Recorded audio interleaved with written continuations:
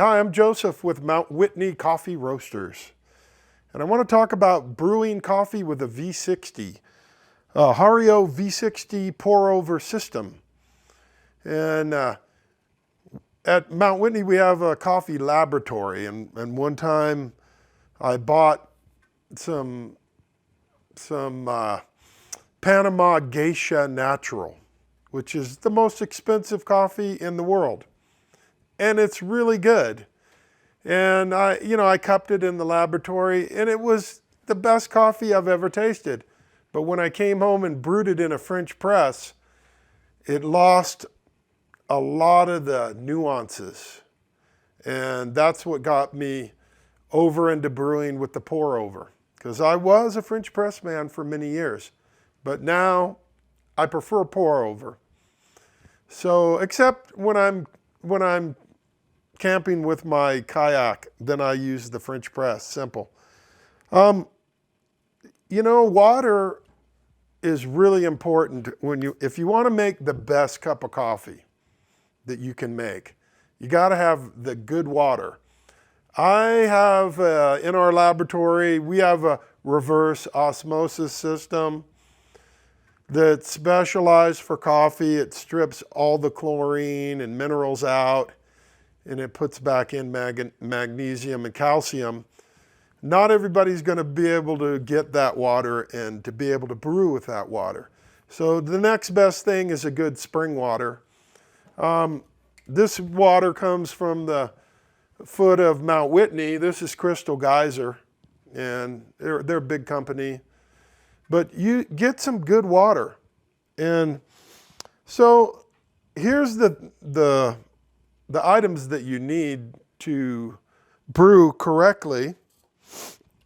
I prefer the plastic V60. They make a metal and a ceramic one.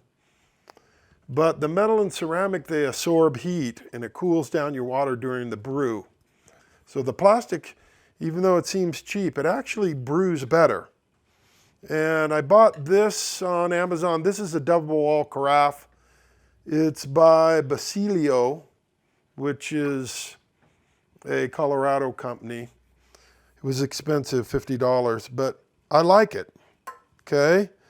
So, let's say I want to brew 1 cup of coffee or 1 mug of coffee. It's about 2 cups. So what I use, I brew with 22 grams.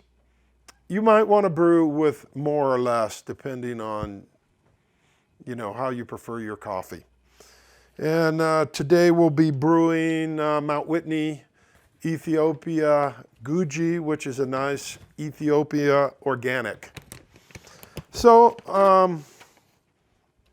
here's another thing you're going to need.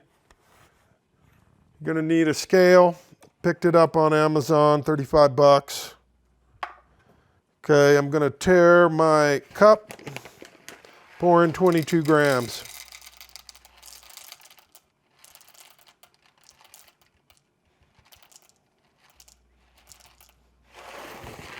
Okay, one thing about brewing coffee is you need a good grinder if you're going to get a good brew. The blade type grinders, the blade is spinning and it's hitting the particles randomly. You get like powder and you get particles, and it doesn't brew correctly. You need a consistent particle size. And I like this. I'm brewing with this Baratza Virtuoso, and it cost a couple $100. It's a cone type burr grinder. To really get a good brew, you need a burr grinder. So I'm gonna grind my beans.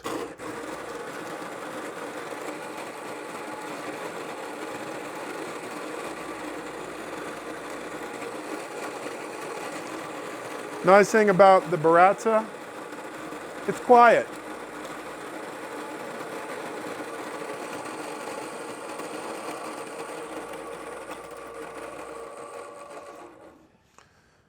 Okay, the filter that I prefer is the Hario V60, it looks like this. I bought this on Amazon too. You know, filters really vary in the way they taste. Every paper filter has somewhat of a taste. Some of them have a real strong paper taste. This one is what I prefer, but you still need to rinse it. So I take it and I fold it down the seam on the side. That holds it open a little bit, and then I rinse the paper, and that warms the V60 and the carafe and cleans some of the paper filter taste out of the paper.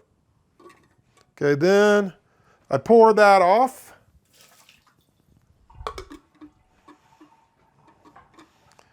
Set my carafe and my V60 on the scale. And pour in my coffee. I like to shake it a little bit and flatten my coffee bed out flat. Then I tare my scale. And then I just use the timer that's on my phone. The ideal brewing time is between 3 and 3.5 minutes. I've found that if you start getting up at 4 minutes brewing time, you start extracting some bitterness out of the coffee. So 3 minute, I like a 3.5 minute. You can actually change how long the brew takes by adjusting particle size. The bigger particle will brew faster. Smaller particle brews slower. And you're shooting for that 3.5 minutes. Different coffees brew at different speeds. And also, one thing that affects what speed it brews at is if your coffee is really fresh, it's going to make a lot of gas. And the gas affects at what speed your coffee brews. You know, I don't even like brewing coffee until it's like 3 to 4 days old at least, because it's just so gassy and you're not really extracting the flavor correctly. So I'm going to start my timer at 3 minutes. And I'm going to pour 60 grams of water on my coffee. 60 grams, maybe 65 grams, 3 times the amount of coffee. So 22 grams of coffee times 3. I'm pouring on 66 grams of water.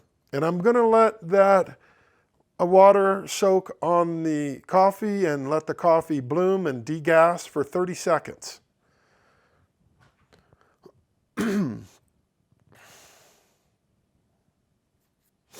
Okay, there's my 30 seconds. It didn't take long.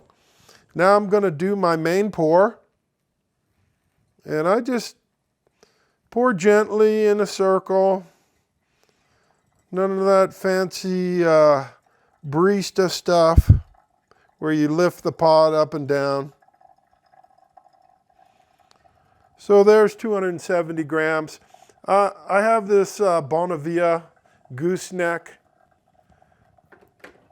coffee pot, and the gooseneck gives you a little more control of how you're pouring your coffee, and it's a good way to go. 200 degree water is ideal brewing temperature. If you get in a hurry and you start brewing at 190, you won't get proper extraction. And you don't want to pour boiling water on the coffee. You want it just below boil, 200 degrees.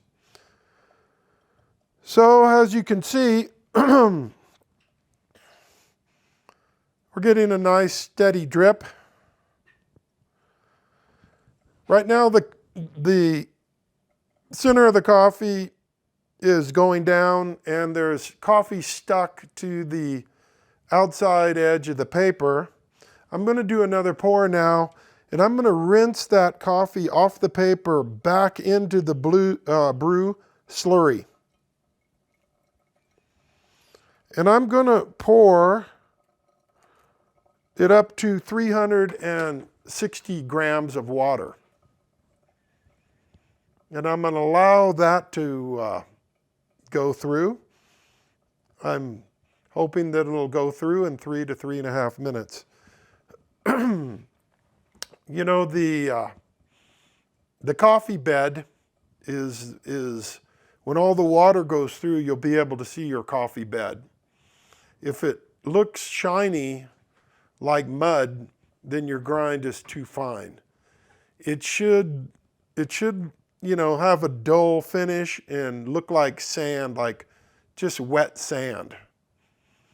And so I'm just letting it's going to slow down now. The end of the brew is just a tedious drip. Okay, and there is my timer at 3 minutes. And my water is not all the way through, but it's 90% through. So I'm pretty happy on this brew. Okay. Now I'm going to just grab the paper filter like this. I have a trash can right below me. I'm going to drop the paper filter in, and I'm done brewing. Okay, now this coffee is layered. The coffee that brewed first is on the bottom. The coffee that brewed last is on the top.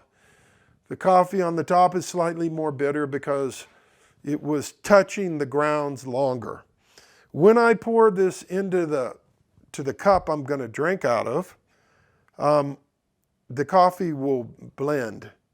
If I had put this V60 directly on a cup, then I would want to stir that coffee in there to mix the different layers so I could have a homogeneous, delicious cup. So, hey, good luck out there brewing your coffee and enjoy the best.